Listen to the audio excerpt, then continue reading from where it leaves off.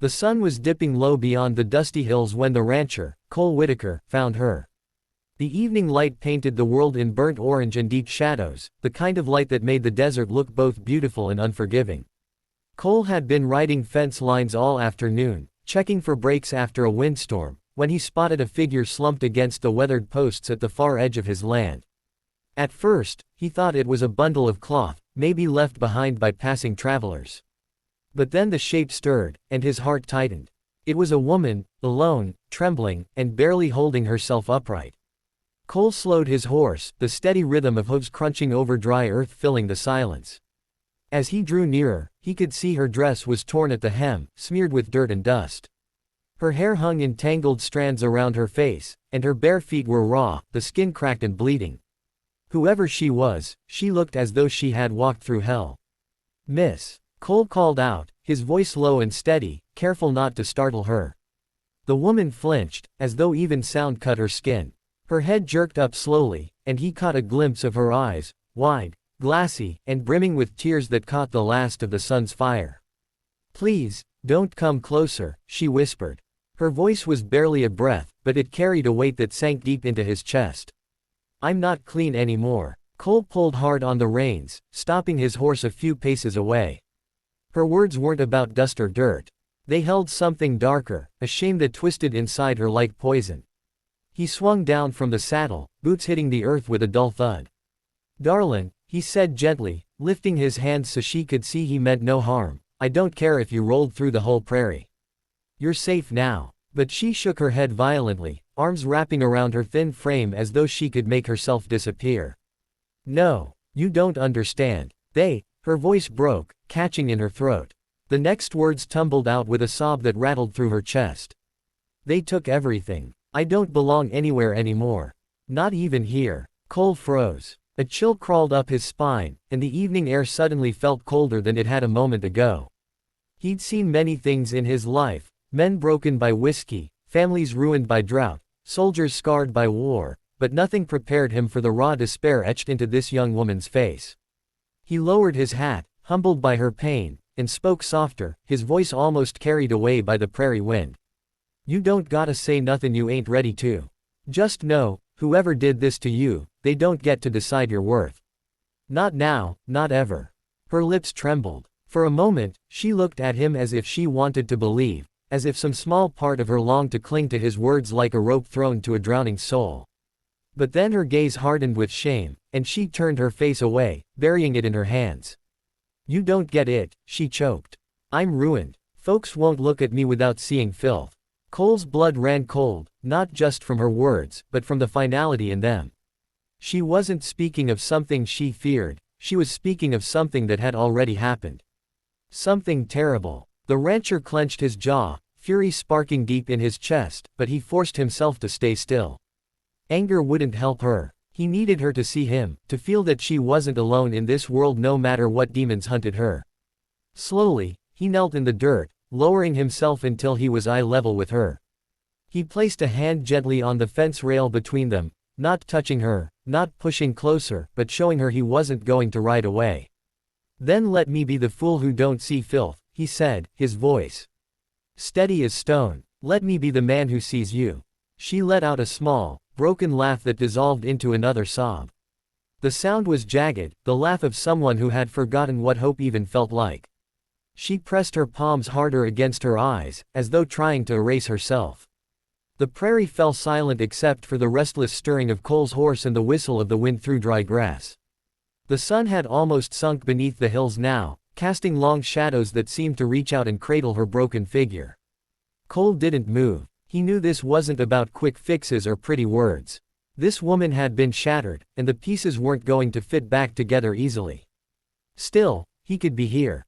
He could stand between her and the darkness closing in. Finally, she lowered her hands just enough to glance at him again. Her eyes were red-rimmed, swollen from tears, but in them flickered the faintest trace of a question: "Why are you still here?" Cole met her gaze, his own steady and unwavering. "Because no one deserves to be left out here alone. Not you. Not tonight." The silence stretched again, heavy and aching, but different now. Less hopeless. More like the space before a storm breaks. She didn't answer, but she didn't turn away either. That was enough for Cole. He rose slowly, brushing dust from his knees, and leaned lightly against the fence post, not crowding her, just waiting. He could wait all night if that's what it took. The stars began to pierce through the fading light, cold and sharp against the indigo sky. A coyote howled in the distance, the sound carrying across the open plains. Cole glanced at her again, at the way she trembled in the cooling air. Her frail body looked one breath away from collapsing. "Miss," he said softly, "night's comin' on fast. It ain't safe out here. If you'll allow it, I got a roof, a fire, and some water not far from here. No one's gonna bother you. Not while I'm standin'." She stared at him, torn between mistrust and exhaustion. Her lips parted, but no words came. Instead, she closed her eyes, her body sagging against the fence as if surrendering to a truth she could no longer fight. She couldn't keep going on her own. Cole didn't press her. He stepped back toward his horse, giving her space, and waited. Slowly, painfully, she pushed herself to her feet. Her knees buckled, and for a moment he thought she would fall, but she steadied herself against the fence. She looked at him with eyes full of fear, shame, and something else he couldn't name. Cole nodded once, a silent promise. He would not harm her. He would not turn her away. And as the prairie wind carried the first chill of night, he knew deep in his bones that whatever lay ahead, this was only the beginning. Night fell hard on the plains, as it always did, suddenly, without mercy. One moment the land was bathed in soft gold, the next it was swallowed by deep indigo, stars piercing the sky like cold silver nails. Cole led the woman back toward his ranch, the silence between them heavy but necessary. His horse walked slowly, as if sensing the fragility of the figure stumbling beside it. She hadn't said a word since she'd agreed to rise and follow. Her steps were unsteady, and Cole worried with every sway that she might collapse, but there was a stubborn thread in her, thin, frayed, but strong enough to keep her moving forward. By the time they reached the house, a lantern flickered in the window, casting a faint glow across the wooden porch. Cole had built this place with his own hands, board by board, after his father died. It wasn't much, just 2 rooms, a kitchen, and the smell of earth soaked into the walls, but it was his. And tonight, for the first time in years, he felt that it might mean something more than a roof. He dismounted, tied the reins to the post, and pushed the door open with his shoulder. The hinges groaned, spilling lamplight into the cool night. "Go on in," he said quietly, holding the door wide. She hesitated on the threshold, her eyes darting to the shadows inside as though expecting some unseen hand to reach for her. Her lips trembled. Cole kept still, making no move toward her. Finally, after what felt like a lifetime, she stepped inside. The warmth of the room hit her immediately. The smell of firewood and old leather filled the air. A worn rug lay in front of the hearth, and a kettle still sat on the stove from earlier that day. Cole followed her in, closing the door gently behind them. "Sit, if you'd like." He nodded toward the sturdy chair by the table. She lowered herself carefully, her body taut, like a deer that expected to be hunted even within 4 walls. Cole busied himself at the counter, pouring her a glass of water from a jug and setting it within reach. "Ain't much, but it's clean," he said. His voice was steady, quiet, never pushing.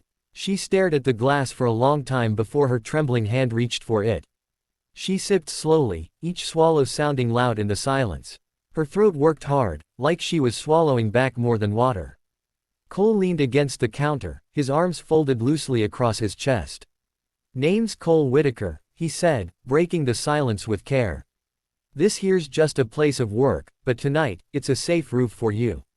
That's all." Her eyes flicked to his, startled, as if she hadn't expected him to ask for nothing in return. She looked down again, whispering almost to herself, "Evelyn." Cole tipped his head. "Evelyn, then." He repeated the name softly, like it was something worth holding onto.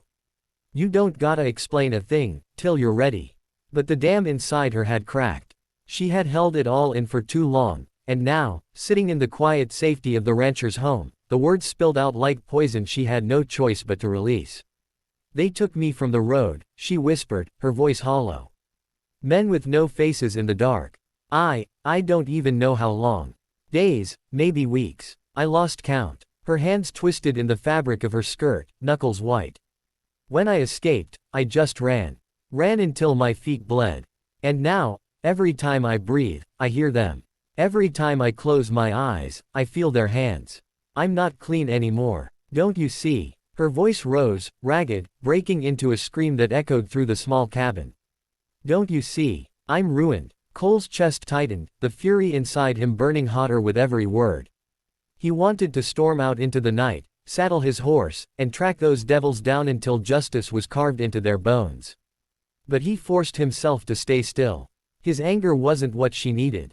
Not now. Slowly, he knelt by her chair, his rough hands bracing against the floorboards so he wouldn't give in to the urge to touch her. His voice was low but steady, as firm as the ground beneath their feet. "Evelyn," he said, meeting her wild, tear-soaked eyes. "What they did was evil. No doubt about that. But hear me now, none of their dirt stuck to your soul. They don't get to write your story.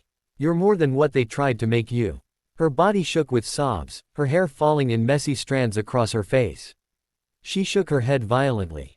"You're lying. You have to be lying." "No." His voice cut through the storm of her disbelief.